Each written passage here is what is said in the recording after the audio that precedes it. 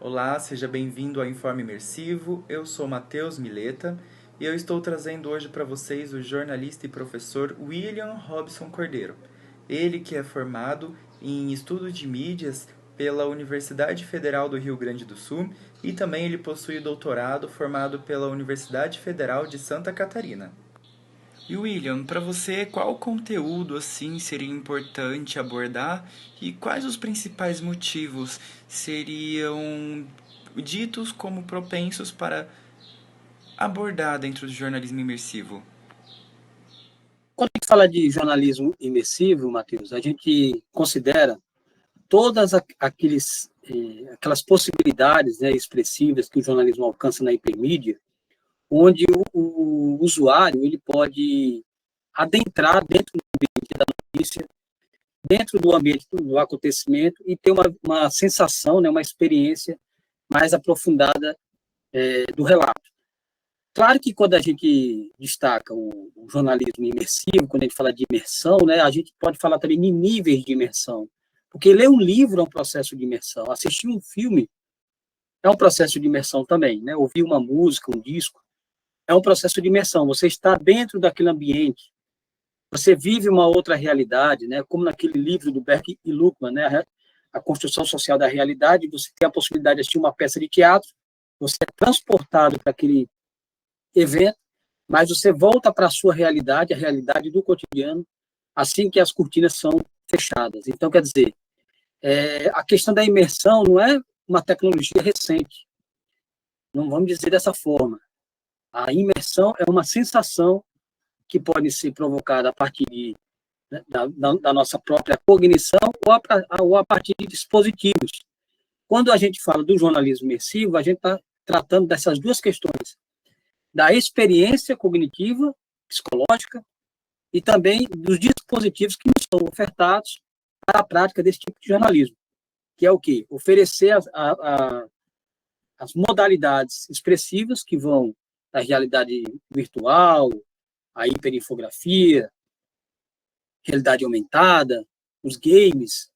Isso são possibilidades que o jornalismo tem para oferecer ao leitor uma experiência diferente, mais aprofundada. Claro que não é um instrumento relativamente simples de fazer, depende de recursos, depende de conhecimento em programação, depende de disponibilidade das redações e também das equipes, destreza também dos profissionais, mas que é uma possibilidade, principalmente quando a gente vai falar agora do realidade virtual, como quando a gente vai falar também das possibilidades posteriores, né? Já que se fala tanto em metaverso, não se sabe ainda exatamente o que é, mas já se tenta criar os primeiros esboços aí, e o jornalismo acaba estando também participante, né? O partícipe, vamos dizer assim, de todo esse processo. Desde o surgimento do papel, as tecnologias vão surgindo e o jornalismo vai se adaptando.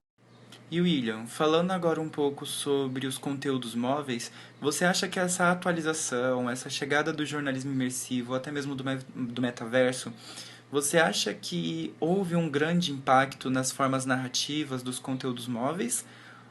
Se foi algum impacto, foi um impacto realmente forte ou fraco? Sem dúvida, o jornalismo móvel, tanto do ponto de vista da produção jornalística, quanto da perspectiva também do consumo, é extremamente importante, principalmente agora com o uso do celular. Hoje o consumo de informação pelo celular é muito mais forte do que nos dispositivos como o computador de mesa ou o laptop, por exemplo. Então, a gente observa que os dispositivos móveis fazem parte, né? Já é um órgão adicional, como dizia o Marco Luan, um órgão adicional na nossa própria vivência, né? Então, a gente não consegue mais viver sem o celular. Experimente alguém passar aí, esquecer o celular em casa para ver o que acontece, né? Experimente alguém estar ali com 2% de bateria para ver se já não entra numa crise de ansiedade. Ou seja, nós dependemos desses dispositivos e o jornalismo está aí. A produção também jornalística ela cresceu bastante sob a perspectiva do jornalismo móvel. Né? Hoje você não tem mais aquelas grandes estruturas, né? Aquelas geringonças que existiam antigamente, a transmissão de links. Hoje os links são mais fáceis através da internet. na produção de notícias, um celular faz o trabalho aí dessas câmeras modernas, que antes eram câmeras gigantescas, pesadas, e hoje o celular resolve esse problema, né? A questão do áudio. Então, a questão do jornalismo móvel também, a partir da participação do público, né? Oferecendo vídeos aí que correm nas redes sociais, e isso também favorece o conteúdo na produção e na apuração jornalística. Então, o jornalismo móvel continua muito forte e tende, né? Tende a partir desse princípio. O que a gente discute agora, nesse momento, é como a gente vai melhorar o trabalho, né, da apuração e também evitar uma precarização maior por conta do jornalismo móvel. Porque o jornalismo móvel, o jornalismo, quando ele se torna muito mais autônomo, né, e os equipamentos muito mais simples de lidar, isso também implica num assoberbamento de trabalho desse jornalista. Então, ele acaba ocupando funções que não é propriamente a dele.